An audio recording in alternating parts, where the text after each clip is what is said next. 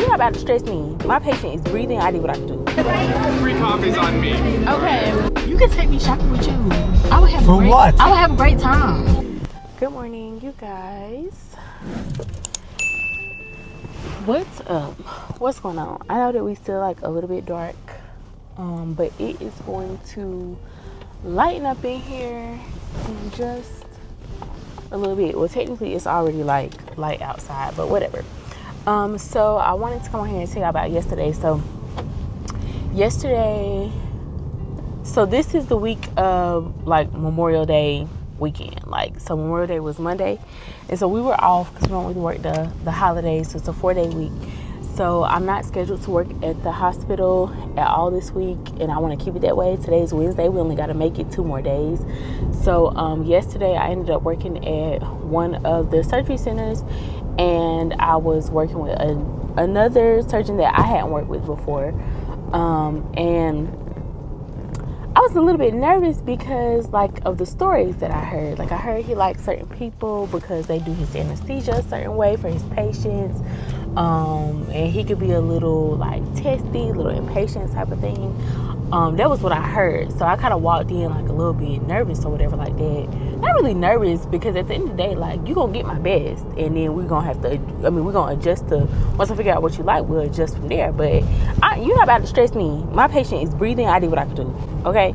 But anyway, the first cases were like normal, like what I'm used to doing. But like cataracts and stuff like that. So that stuff is kind of standard. Fentanyl, Versed, not too sleepy, just a little bit out of it, but enough to pay attention, like enough to follow directions, right? So did that. But the end, maybe they were probably like between 6 and 8 of those. And then the last like 4 or 5 were plastics. So they were like plastics and like, eye stuff, so like brows and whatever. And so those I hadn't done before. And so those are the ones that I heard that like, they'd be a little challenging. And the reason they're a little challenging is because, so let's just do a comparison. When we do cataracts, patient comes in, hook them up to all the monitors, get the oxygen flowing, run your vitals, and then I slip in a little Versed and a little fentanyl in their IV. And they don't have like a whole bag. It's just like it's literally just the IV, and then you have a syringe for push. I push that in, and then I push in just a little bit more fentanyl and Versed, but I leave it in the line and just hook it up to the syringe. And I normally push the rest of that when they're ready to place the lens in, because that's when it's a little bit more pressure on the eye. So the way that these work is the patients actually cannot have sedation at the beginning of the plastics eye kind of cases, because the surgeon has to do his measurements first. So they really have to be able to, pay attention. They can't be too drowsy, nothing like that. So, but as soon as he does his measurements, after that, he's gonna be like, okay, like, let's go, like, let's get him there. And for him, you actually have to use propofol, right? It's a little bit colonoscopy style, but like a little bit not. So again, patient comes in, you get your monitors and all those things on.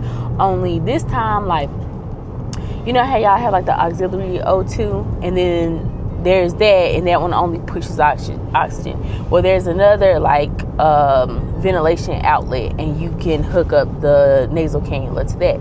So you hook it up to that because that way you can do a mix of oxygen and air, because they cauterize and stuff at the eyes. So you hook them up to that. You can start them on 100% oxygen while they're doing the measuring and all the things. Then he looks at you and he says, okay, go to sleep. So I pushed a little bit of fentanyl and some prop. Because really you just want to get him deep and relaxed for his first part, where he adds all his numbing medicine and all that stuff. And that stuff is really, really painful, really, really stimulating. So they have a hard time, because typically during this time, like, the patients be like up kind of fighting, moving their arms, wanting to get up, wanting to walk out of the room apparently. So that's kind of like what I was prepared for. But like I said, when he was ready, I pushed a little bit of fentanyl, and then I kind of hit him with a little dose of like propofol, like enough to like where you surfacing that line between like snoring and apnea. So I gave that, and like, you know, they're on the opposite end of you, so you can't really tell like if the patient is asleep. Like, you don't really know because they're on the other end. Like, the patient is facing like, what is that, 180. Okay, so I'm telling them, I'm like, hey, ask how they're doing, like, you know, and they're still answering, whatever like that. And so we reached the point where they weren't answering. Then he goes ahead and does his numbing and does all the local and stuff like that. And they did not fight me, y'all. Like, they did not fight. So I was happy about that. And he was happy about that. And so I think we had 3 cases like that. And so it was like, they was kind of like, oh, like, Farren, they don't really be fighting and stuff like that. And I was like, listen, this might be luck for real. Like, this is my first time I'm just trying to gauge, you know, how much propofol they need. And typically I gauge by their age. What kind of vibe are they giving me? Like, you got those older patients who act like they just have like a young spirit, so they take a little bit more. And then you have like the older patients who older and a little bit more fragile. So I kind of base it off of like their age and then like their vibe a little bit. So did that, and then after that, so fentanyl, propofol, they do the injections and stuff like that. And I mean, like, they moved a little bit, but not to the extent of like they ready to get up off the table type of thing. And then I could tell some of them were moving, but they weren't moving their arms, they were moving their knees. You know what I'm saying? So then, what would we do after that? So after that part, he doesn't really need them sleep or deep anything. He kind of needs them to be more awake after that. So that's the only part where he kind of need them a little bit knocked out. So I kind of like, after that first, I want to say I gave between 20 and 50 a prop for his patients at the beginning. After that, I just kind of like let them wake up. Now, as we reach that wake up time, so prop takes about 8-10 minutes type of thing. So once they start doing that, I kind of start to slip in some Versed, because, you know, you're awake during your procedure. So that way they're not really getting like pain control. They're not really going to be too sleepy, but it'll just kind of keep them calm while the surgeon is doing what he has to do. And so I slip in maybe like, since they're older, I slip in maybe like 0.5, and then I do another 0.5 once I know that like they're like awake. Patients breathing the whole time too. So they're calm and they're able to follow directions, and it's just, you know, it makes for like a smooth anesthetic, right? And he was able to, sometimes I'd be a little bit worried that like, he'd be like, okay, well, I need them awake and like too fast. But it actually worked out. Like, by the time he'd be ready to be like, okay, like, open your eyes, like, they could do it, you know? Because like I said, they only get in between like, I don't know, 20 and 50 of prop at the beginning, so nothing too heavy. Let me see. But yeah, so it was just a different experience. Like, I be telling y'all, because like, I feel like, obviously, when you first graduate and stuff, like, you know stuff. Like, you should know your foundation. You should know pretty much how to do cases by yourself. But there's going to be a time, like, especially if you're doing, like, locum work, or let's just say you're switching hospitals, or you're working with a different anesthesiologist, and they just like to do things differently. Like, that's still a thing.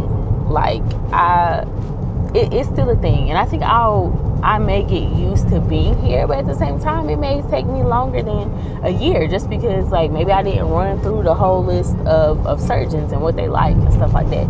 So, you know, it wasn't a bad day. It was a little bit longer. The plastic cases are a bit longer.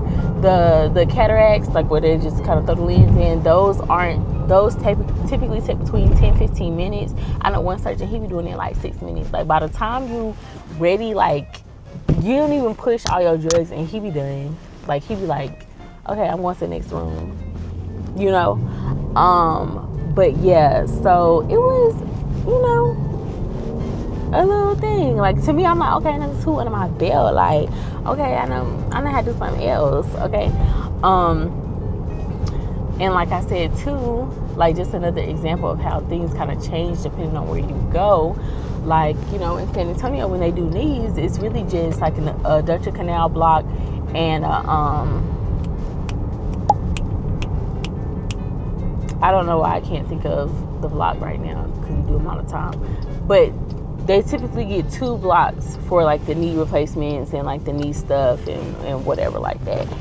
And that's it. But here they do the adductor canal, the additional block, and they also get a spinal as well. So things. Y'all, I'm real bad about like I'll push back my wake up time because I don't want to get up so early, and I don't live that far from where we going.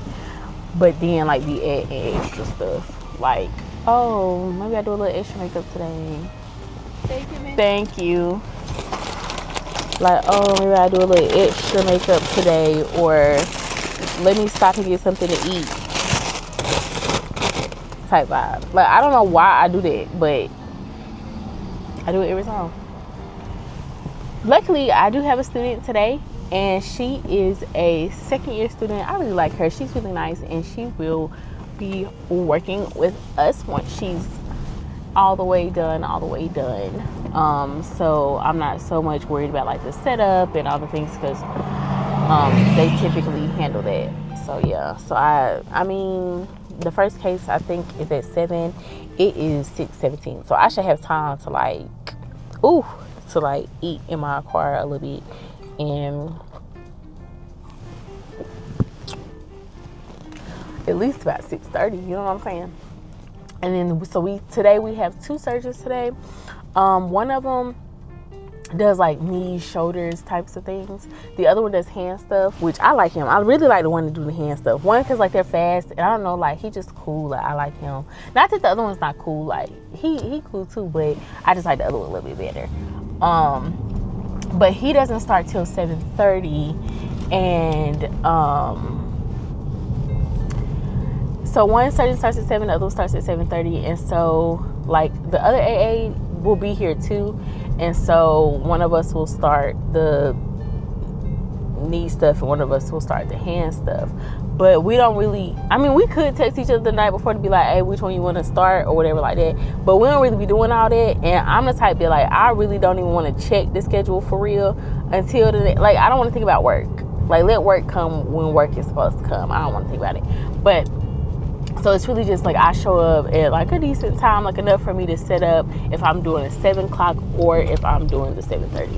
So we'll see. Like I'm pretty sure we're gonna end up doing it 7 o'clock because I feel like he's not gonna be here, which is fine because probably what will happen is we will start with the one surgeon, and then because the other surgeon is very quick, they will finish, and then they'll open 2 rooms, and then the other AA will kind of help us finish the last one so that we can kind of knock them out and there's no real delay and stuff. But I'm finna eat, and I'm gonna see y'all in a minute, in a few, after work. I don't know. Y'all know how it go.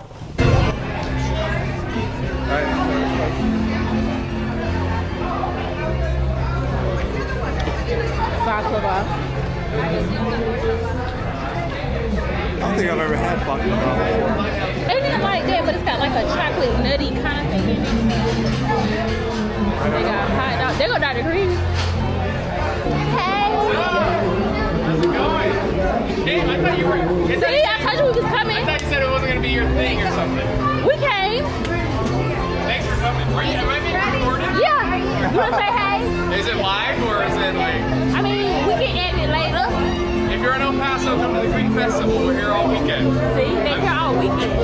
See, he get on the vlog. You don't get on the vlog. Yeah, with that voice on. Thank you. Yeah, but you're a Hollywood doctor. You'll learn. Hey, maybe I have another career in this city. Maybe. Okay, what we getting? All right. So, did you get your, you got some tickets? You got 3 copies on me. Okay. Okay. Whenever you're ready. Okay, where we going first? And these. And these. Okay. Dessert. Okay, yeah. Okay, where we going? That looks like the meat. Okay. Man, you got all the food. Thank you. Enjoy. Do we need another fork?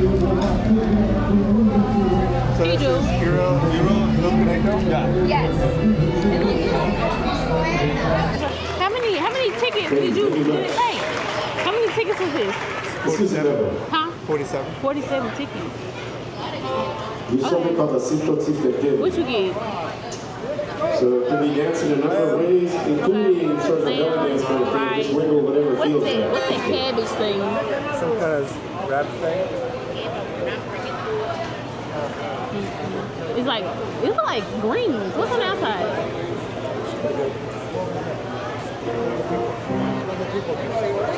I want to taste the salad. Then go get some. But I want to taste yours to see if I want one. No. It's a Greek salad. I know, but I want to taste it. Thank you.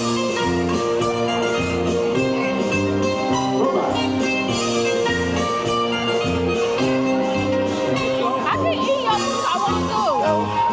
I paid your way in, asshole.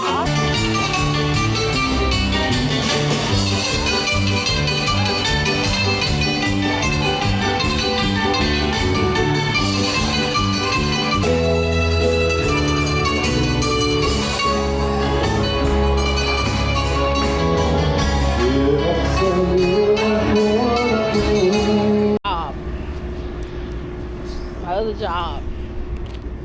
Okay. Let's see. First of all, you ain't got to talk junk about my stuff. Okay? Anyway, me and Justin are leaving the Greek festival of El Paso. Justin, what was your favorite thing to eat? Shut up. Don't be rude, because I smack you out here for real. What did you eat that was good? I like the ice cream thing. The baklava? Yeah, what is that what was in it? Yeah, that was That was good. Otherwise, it was regular ice cream. Yeah, that was good. And just the baklava by itself. The salad was good. How was the lamb? The lamb was good? Yeah. The rice was plain. Just regular rice. Yeah. Great.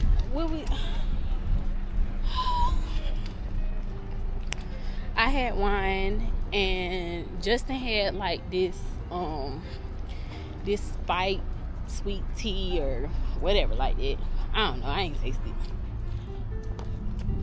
And now I'm gonna convince Justin to take me shopping because he don't have nothing else to do but hang out with me today. What you gotta do? You go to Dunkin' Donuts. For what?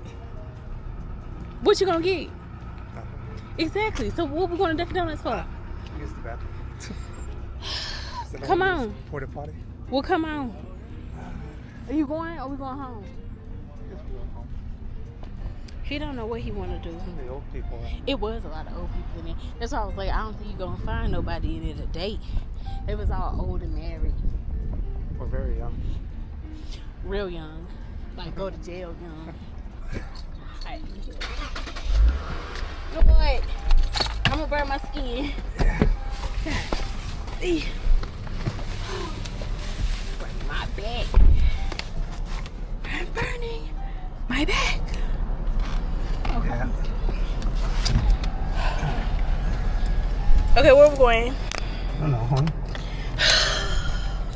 You bring me out here to What milk. else are we gonna do? We could go shopping. For what? We could go look at some fish. For No. my tank. At EP Exotics. We could go to the mall. We could go to Sephora. Sephora's in the mall. You don't want like a Lego set or nothing? You don't build Legos? No.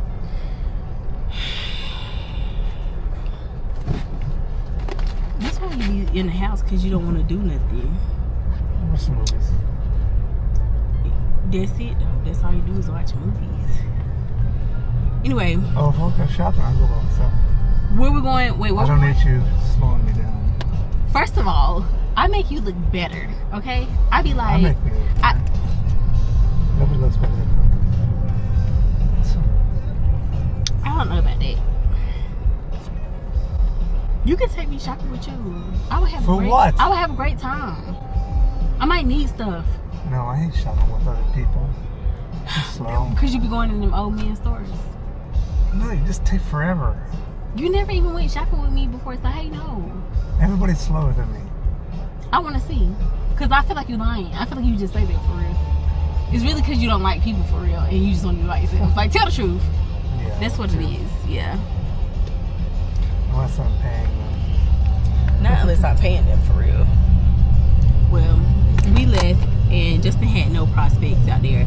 All the girls was too young or they was too old. If you were younger and whiter, then I would go shopping. I gotta be wider, Whiter. whiter. Whiter. So I just want y'all to know, White. Justin is racist. Okay? I don't have to tell y'all. Y'all heard what he said. He said he ashamed to be out with his real I friend. didn't say white, I said whiter. Be quiet. Fuck. Be quiet. Just be quiet. This why we don't go out that much together. Cause this how he act. He ashamed of his black friends. Mm-hmm. He don't want the people to know that he hang out with black people for real. So that's how he act. If you know, you know. So I'm just saying. I don't know what he ashamed of me for. I'm doing him a favor. Mm-hmm. Your value is going up. Okay.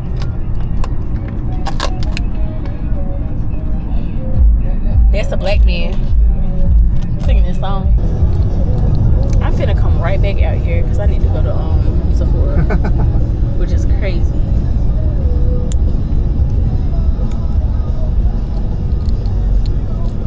Crazy.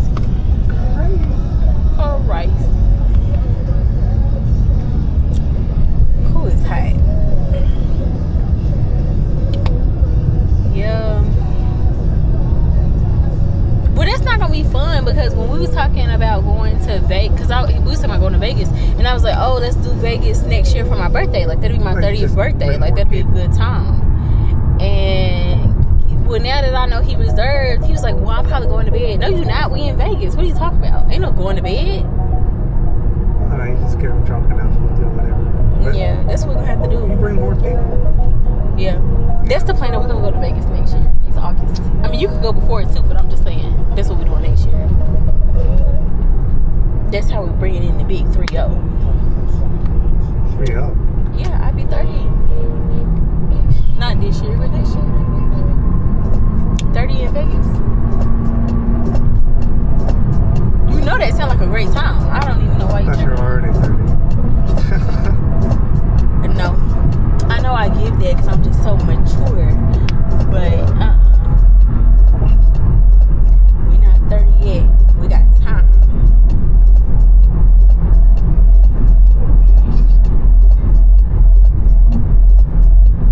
I think you're the only passenger I've ever had here.